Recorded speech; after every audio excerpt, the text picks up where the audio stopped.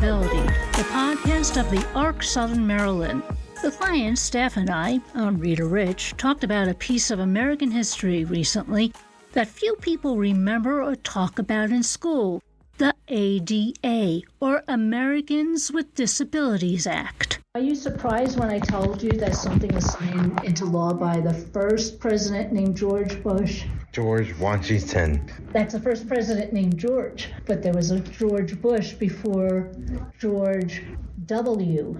Bush, and that was his dad. So George Herbert Walker Bush. George Herbert Bush Washington. And he signed the Americans with Disabilities Act. Are you familiar with ADA?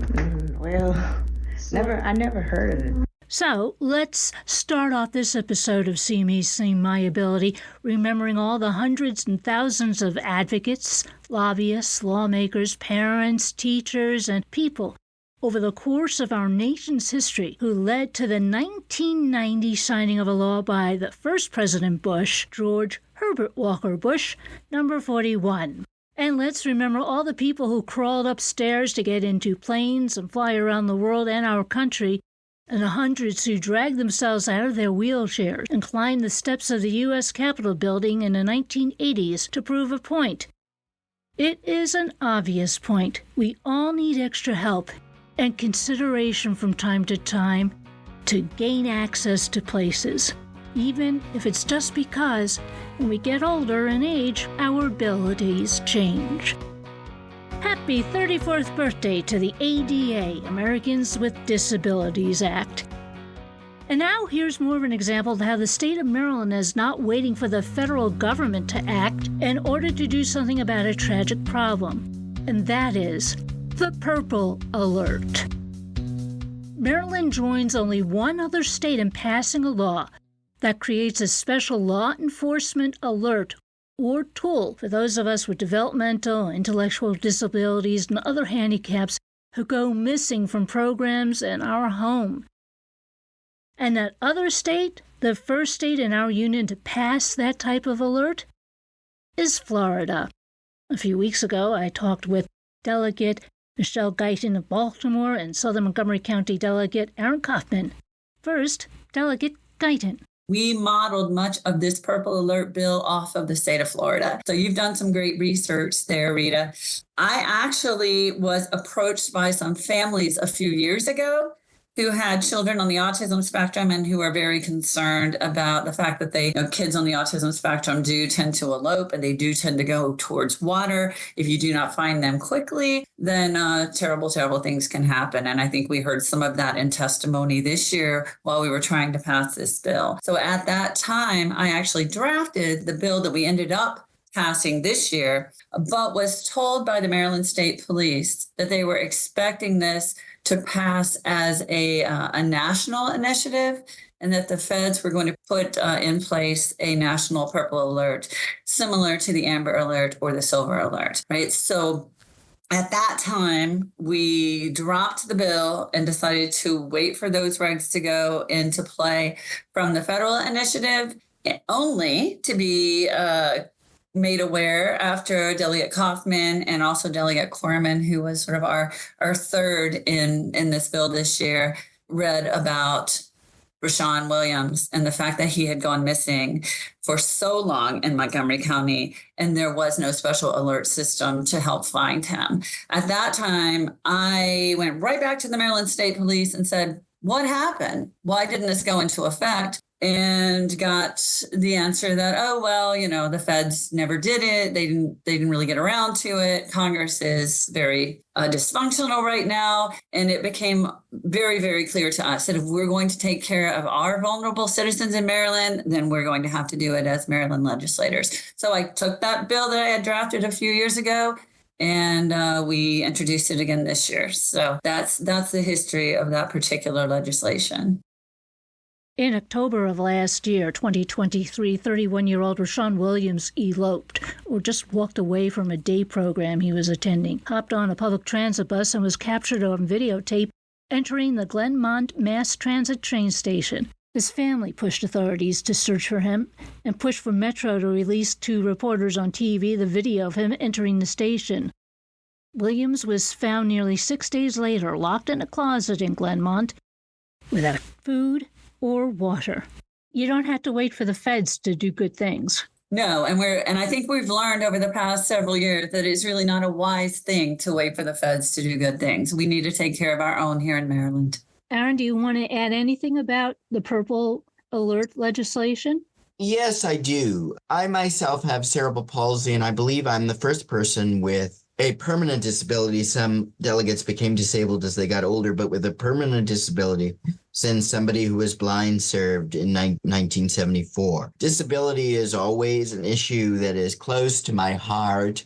And Delegate Guyton and I have bonded over our passion for disability rights and supports for people with disabilities. I knew, because I used to be a teacher at a private school in this area called Ivymount. So I knew just from my own research and my time as a teacher, working with kids with Asperger's, that even though they didn't elope, elopement is a huge issue in the autism community. And some people with autism have very limited language and cannot communicate through their mouth at all. So I jumped at the chance to work with Delegate Guyton because, as she said, the consequences of elopement are dire often. And so I was honored and privileged to be Delegate Guyton's sidekick on this. And I serve on the committee of jurisdiction that actually passed it. So I was honored to, be part of the committee that got it to the floor. So let's talk about the differences between the Purple Alert, the Amber Alert, and the Silver Alert, because the Silver Alert has been used for older people, particularly those who've gotten age-related dementia or Alzheimer's. And there's a difference between people who have individuals with developmental intellectual disabilities and those who are just, we're losing our memories as we get older. Who would like to jump in and try to explain why we need the Purple Alert and why it's so different than the Silver Alert? Well, I will let Delegate Guyton chime in a second, but I just wanted to add that I think as a person with a disability, I think we're the forgotten minority in this country and in this state. And so I think that if you don't have a loved one with a disability or work with someone with a disability or be disabled yourself, it's often something of benign neglect, out of sight, out of mind. We're not young children with the Amber Alerts. We're not older adults often. I'm only 37. And so many of those other populations don't have the issues with elopement that Delegate Guyton was speaking of. So that's why I felt we have our own unique needs and we deserve our own alert system. But go ahead, Delegate Guyton. Thank you so much, Delegate Kaufman. And I just want to say I couldn't have a better partner in this work than Delegate Kaufman. And you touched me when you said that, you were honored and privileged to do this with me, because I feel exactly the same way about you. And I feel that the fact that you ran and were elected to this seat that you hold is going to move things so much further, so much faster in the state of Maryland for people with disabilities. And I'm just truly, truly in awe of all the work that you do every day. This bill would not have happened and it would not have passed without Delegate Kaufman's help, particularly in the Judiciary Committee. So I think that can't be overstated. Well, it's a mutual admiration society, Delegate. This is a great podcast so far.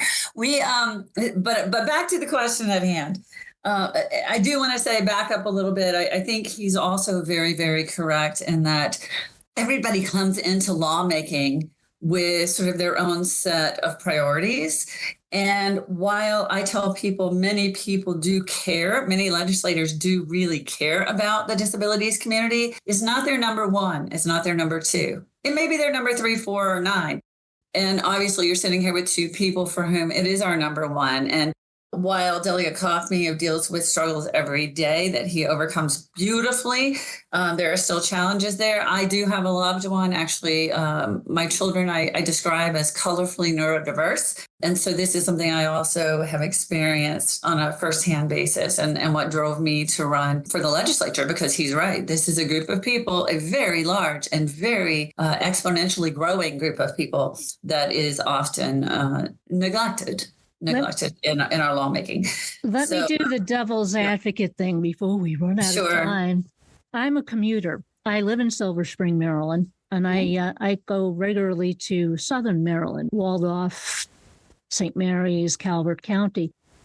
If I see another silly people jumping on their brakes to read another thing on a highway message board, how are you going to convince people? Not that you need to, but it's worth the extra minute of your commute or to be late to work to get the word out.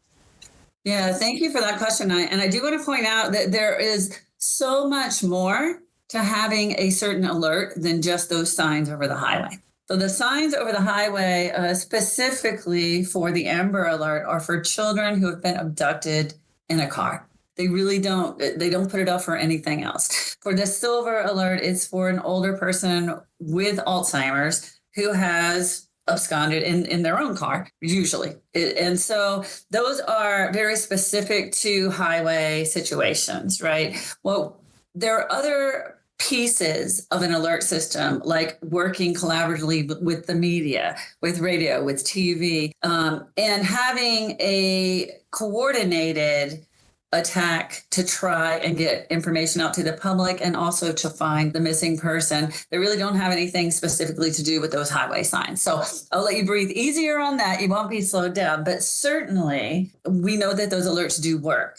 And so we hope that if people hear about this, they will look around. I think the issue with Rashawn Williams is interesting because, and I do want to point out, he's not on the autism spectrum. He has Down syndrome. So this applies not only to our autistic citizens, but to anyone with a cognitive disability, blind, deaf, and a serious mental illness as well. We worked those into the bill, and those are different than Florida's law. He was missing for 5, almost 6 days in a transit station, and people did see him. But what they didn't know is they were looking for a person with Down syndrome who was in the station. It's important that people know this because they could have helped. And while he's doing well now, he and his family were traumatized by that situation. And so it's important that we know that we find these people quickly, particularly when they are nonverbal. And as Rashawn was, and as so many of our other people with cognitive disabilities are. And I also just want to add something. I certainly believe that there's sign pollution on our roads, but in terms of people maybe being late to work or different things like that, I say respectfully, tough tacos, because this is a life and death situation often. And people cannot speak for themselves in some instances when they're nonverbal. And so we have to speak for them. I also hope that this will raise awareness about disabilities in general, because I had a wonderful colleague, an old colleague at my day job outside of the legislature. And he said to me that he was ashamed of this, but he didn't know the difference between CP, cerebral palsy, which is what I have, and cystic fibrosis, which to me was astounding, because one's the lungs and one's the legs. But to me, that shows what little knowledge there is about disability. So hopefully this will also, our bill that we did in partnership with Delegate Corman, will also help erase some of that disability knowledge gap.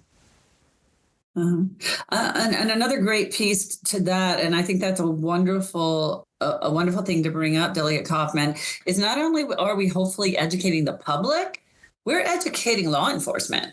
And there cannot be enough of that sort of education in our society today. So that's another very exciting part about this bill. Yes, I would agree with you, because there are many outstanding members of law enforcement, but I think more education is certainly needed, because you may remember a number of years ago when I was working at the ARC of Maryland, a young man with Down syndrome, Ethan Saylor, was killed by Frederick County Sheriff's deputies. So I participated in some trainings to help police officers learn. Educating the public, educating law enforcement, they're all vital. Thank you to State Delegates Aaron Kaufman and Michelle Guyton for sharing their time and experiences with See Me. See My Ability, the podcast of the ARC Southern Maryland. The Purple Alert will be used starting in October. Please share our podcast with friends and family who are interested in disability rights, and please give us positive reviews on podcast applications and social media. You can find this podcast wherever you download podcasts, and as always, on our website, arcsomd.org. I'm Rita Rich.